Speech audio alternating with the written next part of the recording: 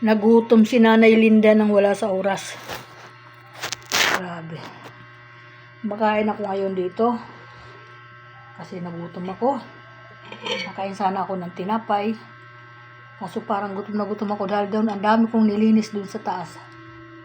Grabe, naghalo yung mga dumi ng aso sa mga uling pa ako nakita. Ba naman to, sabi ko gano'n. Kaya dapat maiidlip na ako, matutulog ako. Hindi ako naka-idlip kasi inisip ko yung taas, sisilipin ko. Na-surprise ako ng taas. Ang daming kalat. Ngayon, maayos na naman yung taas. Papakita ko sa kanya. Miriam, maayos to ah. Baka mamaya, pagpanik ko na naman dito, iba na namang itsura. Naghalo na yung uling at saka yung dumi ng aso. Maawa ka naman sa akin. Sabihin ko yun sa kanya. Hindi ko muna ngayon sasabayan kasi nagbabantay ng tindahan. Mamaya. Pero pag pinapagalitan ko yan, pag sinasabihan ko, tinuturuan ko, maayos ang gawa niya, maayos. Wala ko reklamo. Mga ilang araw, mga abutin ng mga 3 araw, mga 4 na araw, hanggang 1 linggo, balik na naman siya sa dati niyang ginagawa na hindi tama. Gano'n naman. Pero dapat, tuloy-tuloy na niya para masanay siya. Pag di ka kasi nasanay, laging gano'n gagawin mo, habang buhay yung gano'n ang ugali mo. Gano'n po. Hindi ko alam kung iniisip niya na tita ko naman yan, kahit pagalitan ako eh, okay lang. Pero hindi dapat gano'n kasi may sakit ako eh.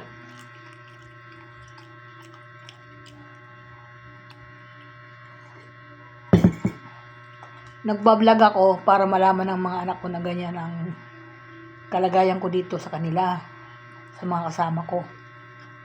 Pinaka number 1 si Miriam, konsumisyon ako dyan. Pangalawa si DC. Pangatlo yung asawa ko, sinasaway.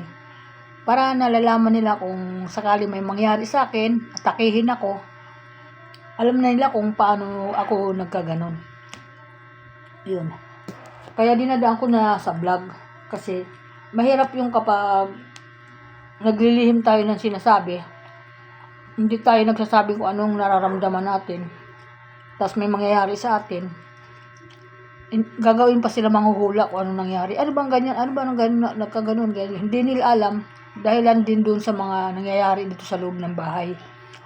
Kasi bago dumating sa akin yan, sinabihan ko yung anak ko, okay na ba yan? Sabi ko si Marian, hindi ba ako mangungonsumisyon? Sabi nung anak ko, nagbago na yan mama. Dalaga na yan eh. Nag-80 na yan eh. Diyan oh. Kasi gusto niya makapag-aral, gusto niya makatapos sa kanyang pag-aaral. Wala mong problema yon. Tutulungan ko siya kahit papaano. Pero dapat tulungan din ako kasi may sakit ako. Tulungan, hindi ako humingi ng tulong, nabibigyan niya ako ng pera, bibigyan niya ako ng bagay na pakainin niya, hindi. Yung gawain lang po ba dito sa bahay, ang matulungan ako na hindi ko na inuulit-ulit yung trabaho. Inuulit ko eh. Kagaya ngayon, binuklat ko, binuhat ko yung washing, pinagkakalkal ko yung mga washing kasi ang dami talagang dumi sa likod ng washing ng mga bulak, mga cotton buds.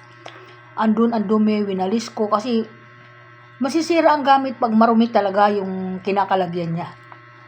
Yun po talaga yung aking inano. Kaya sabihan na ako na nag-vlog na naman oh.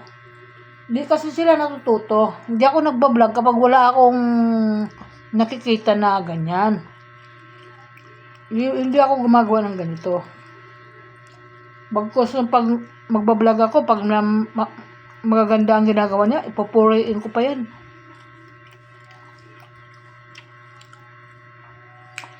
Ito, binablog ko ito para matuto sila. Kasi, siyempre, yung kanilang mga kaibigan na iba, kahit pa napapanood din, di ba? Maituwid nila yung kanilang mali. Yun lang yung akin. Kasi, pag harap-harapan na high blood din ako. Lalo na kung sasagutin ako ng hindi tama, kasi nungalingan naman ang isasagot sa akin. Lalo ako na high blood, kaya hindi ko na dinadaan sa harap-harapan kasi nagsasawa na ako. Sabi ko, Yun. Kaya yan mga guys.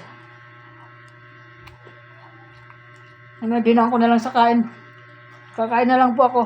Ganun po ako pag nai-stress. Makain ako. Okay, magandang hapon. Welcome to my vlog. Ingat po.